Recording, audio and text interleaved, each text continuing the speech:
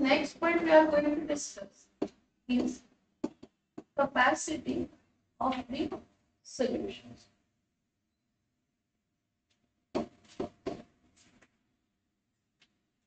आपण कॅपॅसिटीला mainly सोल्युबिलिटीच्या terms मध्ये describe करू शकतो.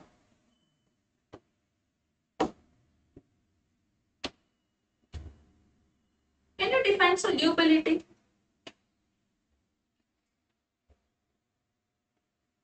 Can you define solubility? What is solubility? इथे बघा.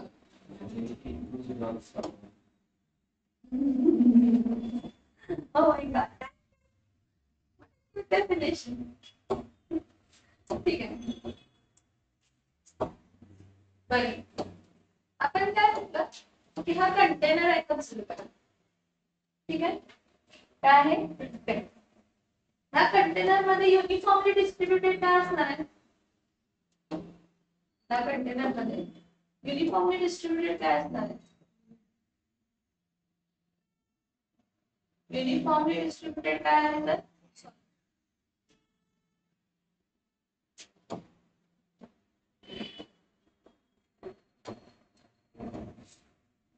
त्यामध्ये एम्प्टी स्पेसेस आहेत का? आहेत का एम्प्टी स्पेसेस? मी तुम्हाला काय म्हटलं, हा जर सॉल्व्हेंट आहे, हे जे काही तुम्हाला दाखवलं ते जर काय आहे, ते जर काय आहे सॉल्व्हेंट आहे. कोण आहे हा? सॉल्व्हेंट आहे. तर हा सॉल्व्हेंट जो आहे, ह्या सॉल्व्हेंटची काही ना काहीतरी कॅपॅसिटी आहे. या सॉल्व्हेंटची काही ना काहीतरी कॅपॅसिटी आहे. कॅपॅसिटी कशाची? तर सोल्यूटला डिसॉल्व्ह करून घेण्याची. कोणाला डिसॉल्व्ह करून घेण्याची? सोल्यूटला डिसॉल्व्ह. सोल्यूट कधीपर्यंत डिसॉल्व्ह होणार आहे? जेव्हापर्यंत हे जे काही एम्प्टी स्पेसेस आहेत, आता हे दिसतात कंटिन्युअस, असे काही कंटिन्युअस नसतात एम्प्टी स्पेसेस, कॉन्स्टिट्यूएंट पार्टिकल्स आहेत, छोटे पार्टिकल्स आहेत, मग ती एम्प्टी स्पेस राहिलेली आहे.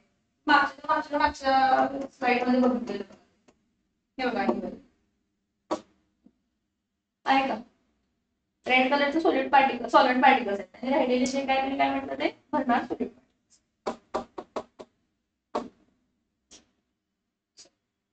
आता हे जे काही एम्प्टी स्पेसेस आहेत, ह्या एम्प्टी स्पेसेस मध्ये जेव्हा सोल्यूट येऊन बसतो, म्हणजे तुमचा सोल्यूट काय झाला तर सोल्युबल झाला सॉल्व्हेंट. सोल्यूट काय झाला?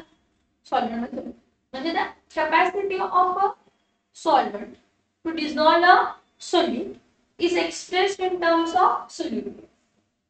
The capacity of solvent to dissolve a solute is expressed in terms of what? Solubility. So what is solubility?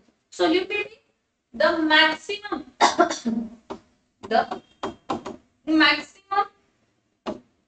amount of solute. The maximum amount of solute that can be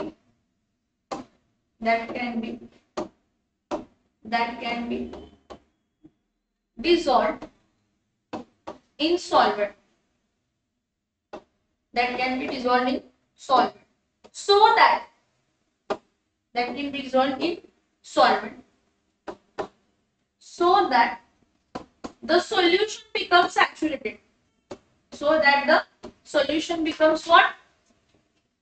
So that the solution becomes what? So that the solution becomes saturated.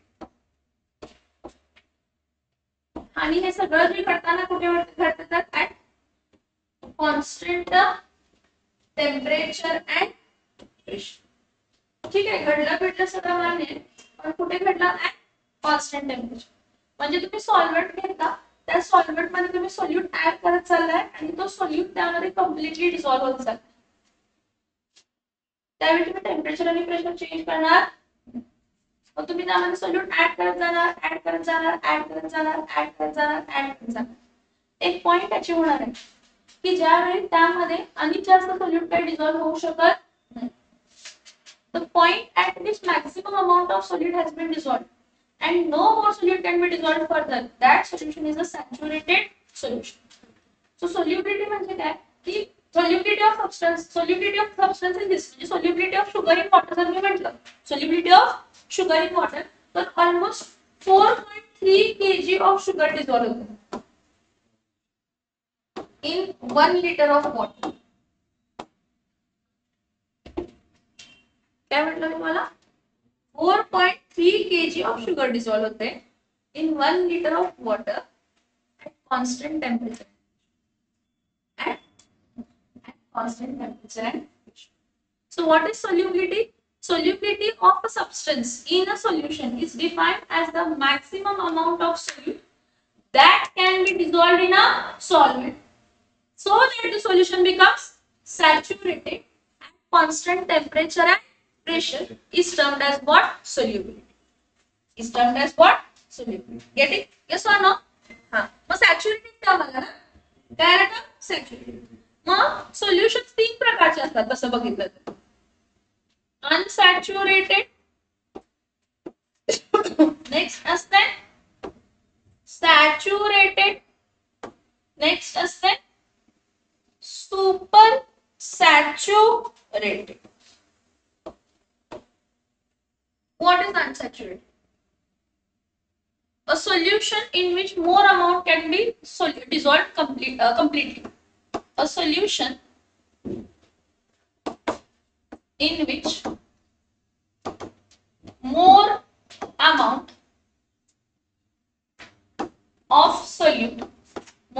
of solute can be dissolved. A solution in which more amount of solute can be dissolved. A solution in which more amount of solute can be dissolved is unsaturated solution. म्हणजे त्यामध्ये space आहे आणि त्या space मध्ये अजून जास्त काय भरू शकतं? सोल्यूट. अजून जास्त काय भरू शकतं?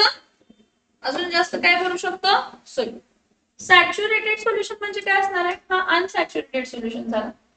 नेक्स्ट काय आहे तर सॅच्युरेटेड काय आहे तर solution. Saturated solution a solution in which maximum amount of solute has been dissolved.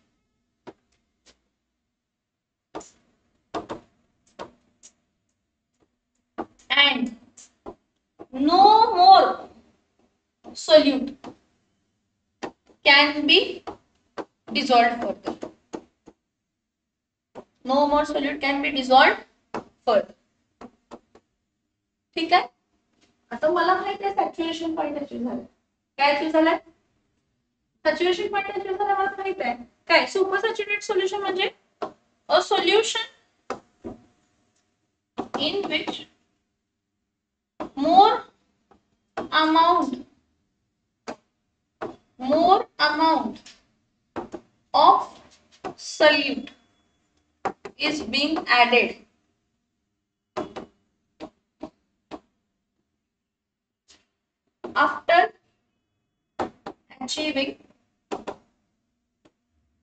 after achieving the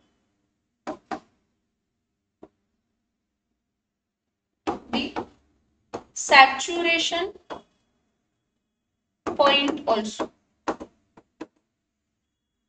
काय म्हटलं? A solution in which more amount of solute is being added after achieving the saturation point also.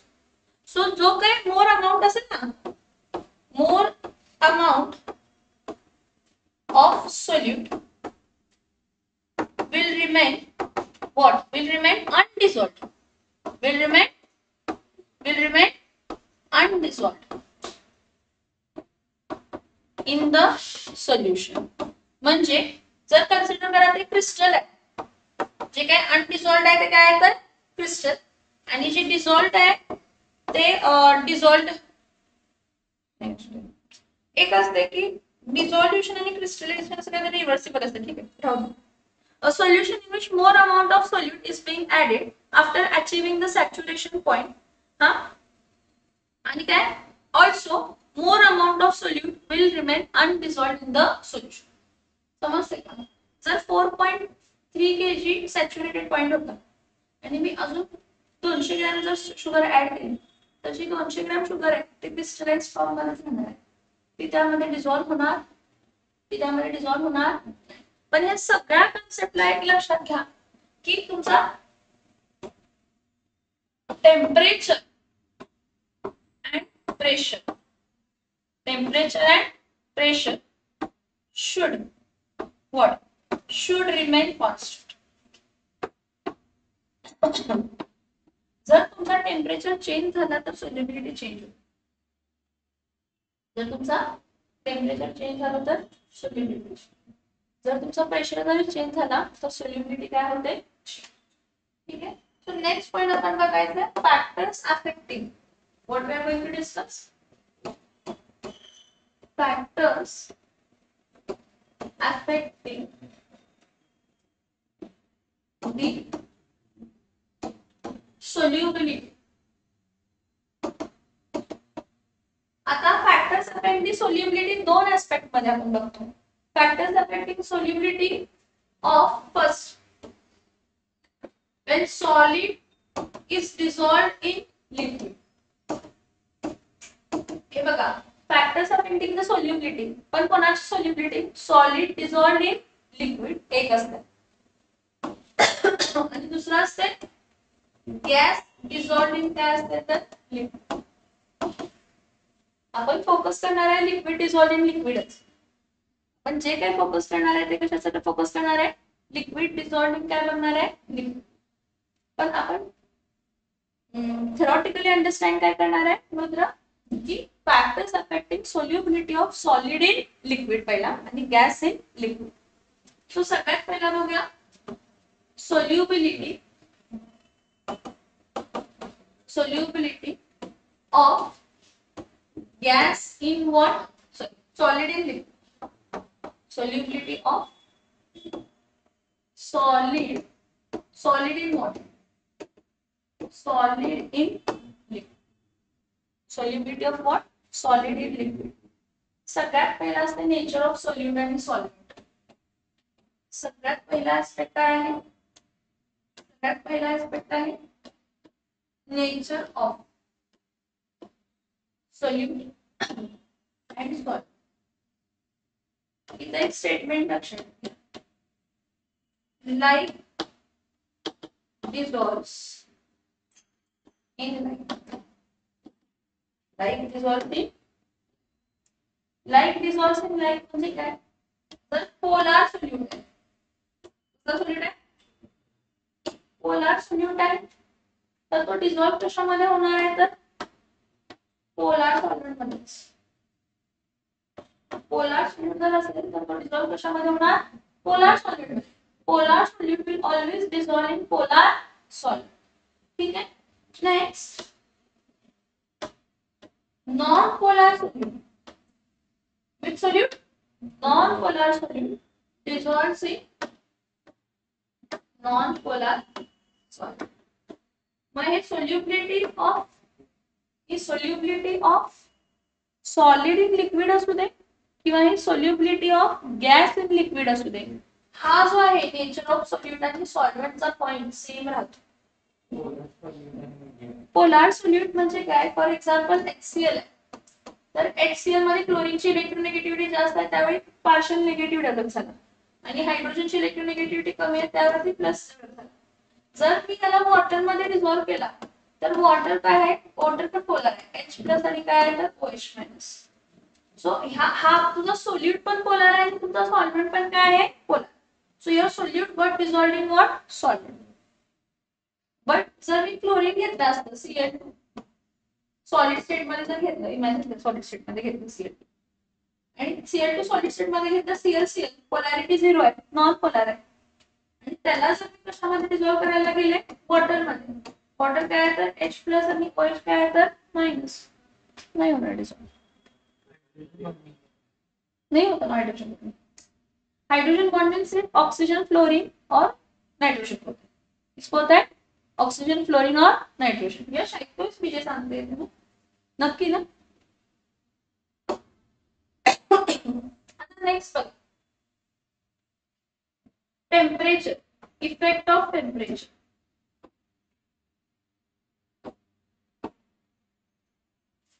Effect of temperature on solubility of solid in, मी तुम्हाला एक plain concept सांगते आणि एक अशी concept सांगते की ज्यामध्ये सोल्यूट ऍड केल्यामुळे एकतर प्रोसेस एक्झोथर्मिक होऊ शकते किंवा एंडोथर्मिक.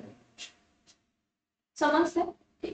प्लेन कन्सेप्ट काय म्हणते हे बघा, हा तुमचा काय सॉल्व्हेंट पार्टिकल्स आहे. कसले पार्टिकल्स आहेत? सॉल्व्हेंट. हे तुमचे सॉल्व्हेंट पार्टिकल्स आहेत. ह्या सॉल्व्हेंट पार्टिकल्स मध्ये तुम्ही काय ऍड केला? सोल्यूट ऍड केला. सोल्यूट कोणत्या स्टेट मध्ये आहे? सॉलिड स्टेट मध्ये. सॉलिड स्टेट मध्ये त्यामुळे तो काय होणार आहे तर इझिली इथं जे काय एम्प्टी स्पेस आहे त्या एम्प्टी स्पेस मध्ये तुमचे सोल्यूट पार्टिकल्स बसणार. बरं, मी टेम्परेचर वाढवलं. काय वाढवला? तर माझ्याकडे एक स्टेट आहे सॉलिड आणि एक स्टेट आहे लिक्विड. कोण इझिली एक्सपांड होणार? सॉल्व्हेंट. लिक्विड इझिली एक्सपांड कोण होणार हीट केल्यानंतर ना? लिक्विड. लिक्विड एक्सपांड होणार म्हणजे लिक्विड काय करणार आहे? स्वतःचे कॉन्स्टंट पार्टिकल स्वतःची जागा सोडणार आणि एम्प्टी वरती जाणार आहे. हीट मिळेल ना? काय मिळेल त्यांना? हीट. मग हीट मिळेल म्हणून ते वरती गेले म्हणजे व्हॉल्यूम वाढलं. व्हॉल्यूम वाढलं म्हणजे मधली स्पेस काय झाली? वाढली. मधली स्पेस जर वाढली तर अजून जास्त सॉलिड काय होऊ शकतो? डिझॉल्व्ह होऊ शकतो. अजून जास्त सॉलिड काय होऊ शकतो? हे प्लेन सॉलिड्स. किती प्रोसेस एक्झोथर्मिक ही नव्हती आणि एंडोथर्मिक ही नव्हती. जर तुमची प्रोसेस नायदर एक्झोथर्मिक आहे नॉट एंडोथर्मिक आहे तर जर तुम्ही टेम्परेचर वाढवला तर solubility of solid in liquid increases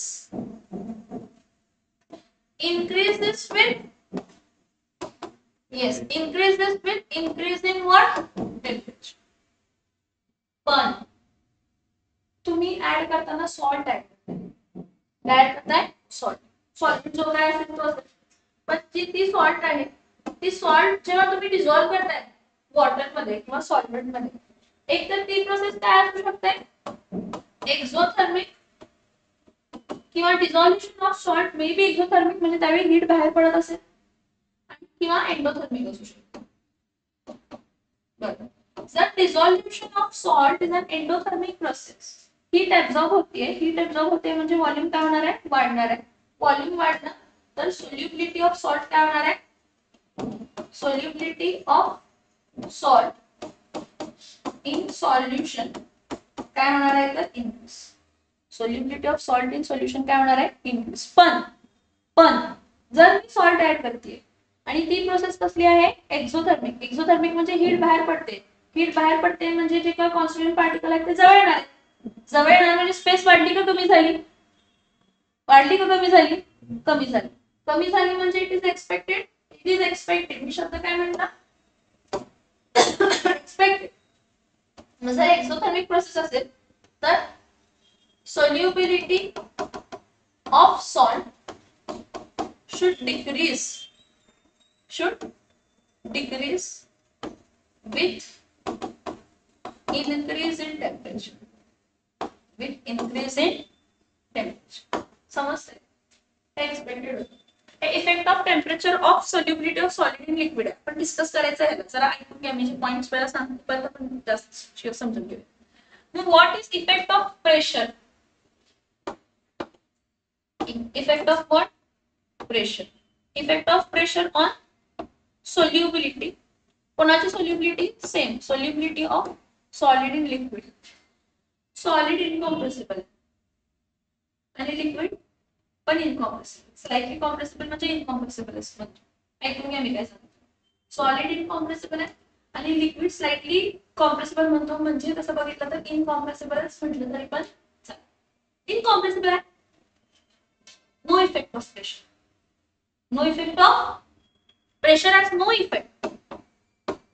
Pressure has no effect on the solubility of solid in liquid. हे समजलं का सांग? लिक्विड कॉम्प्रेस होत नाही, सॉलिड असतंही कॉम्प्रेस होत नाही. त्यामुळे तुम्ही किती प्रेशर अप्लाय केल्यामुळे सोल्युबिलिटी वरती काय फरक पडणार नाही. जर तुम्ही प्रेशर वाढवला किंवा प्रेशर कमी केला तरी. समजते मी काय सांगितलं? बरं, हे जे आहे हे इंटरेस्टिंग आहे, ह्याचं जरा ग्राफ वगैरे आहे, त्यामुळे मी तुम्हाला सांगितलं आपण परत हा पॉईंट काय करायचा तर डिटेल मध्ये डिस्कस करायचा. ठीक आहे.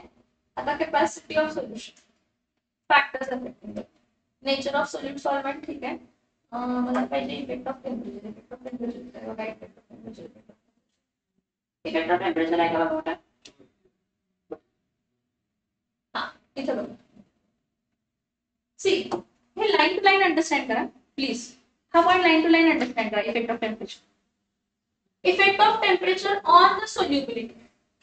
How solubility of substance changes with temperature depends on the enthalpy of solution. Enthalpy of solution. ती प्रोसेस एक्सोथर्मिक प्रोसेस आहे का एंडोथर्मिक, म्हणजे ती प्रोसेस हीट ऍब्सॉर्ब करते का हीट इव्हॉल्व करते. ठीक आहे. Many solids, for example, KCl dissolves in water by endothermic process. Heat absorb करतात ते. That is with absorption of heat. So when temperature is increased by adding heat to the system, the solubility of substance increases according to which principle? Leach adjustments. So addition of heat causes stress on the saturated solution, and this stress favors the endothermic process. Next one. On other hand, when the substance is dissolved in water by an exothermic process, its solubility decrease with an increase of temperature. का exothermic process आहे, heat बाहेर पडणार. काय बाहेर पडणार? So the substances such as CaCl2 and Li2SO4 dissolves in water releasing heat. Now it is important to understand there is no direct correlation. There is no direct correlation between solubility and exothermicity or endothermicity. कारण expected जे होतं त्यापेक्षा ऑब्झर्वच्या properties काय झाल्या तर change झाल्या. Experimentally हे आपण एक्सपेरिमेंटली थेरॉटिकली आपण सगळं सांगितलं असं कसं आहे लीच प्रिन्सिपल प्रमाणे, पण ऑब्झर्वेशन काय आहे. For example dissolution of CaCl2 in water is exothermic and that of NH4NO3 is endothermic. पण दोन्ही केस मध्ये solubility increase होते. The solubility of this increases with the temperature. Now figure 2.1 shows the result of experimental determination of solubilities of some ionic solids म्हणजे salt. Ionic solids म्हणजे salt. Ionic solids म्हणजे salts in water at various temperatures. Following are the examples. हे बघा. KNO3 ची solubility काय झाली? वाढली with respect to temperature. पण NaCl आणि KCl हे बघा, KCl ची स्लाइटली वाढते, NaCl ची ऑलमोस्ट सेम राहते किंवा स्लाइटली कमी होते. केबीआर ची वाढते. हे बघा. ठीक आहे. केबीआर ची काय झाली तर वाढते. NaBr ची ऍट द एंड स्लाइटली वाढते.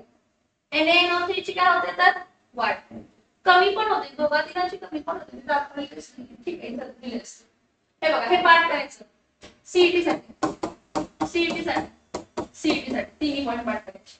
Solubility of NaBr, NaCl, KCl changes slightly with temperature. Solubility of KNO3, NaNO3 and KBr increases appreciably with increasing temperature. Solubility of Ne2SO4 decreases with increase of temperature. हा point समजला का? Yes or no? ठीक आहे, इथं थांबूया. पुढचा effect of solute म्हणजे गॅसची उद्या सांगते. सगळे हेनरीज लॉ वगैरे त्यामध्ये डिस्कस करावं लागणार आहे उद्या पुढच्या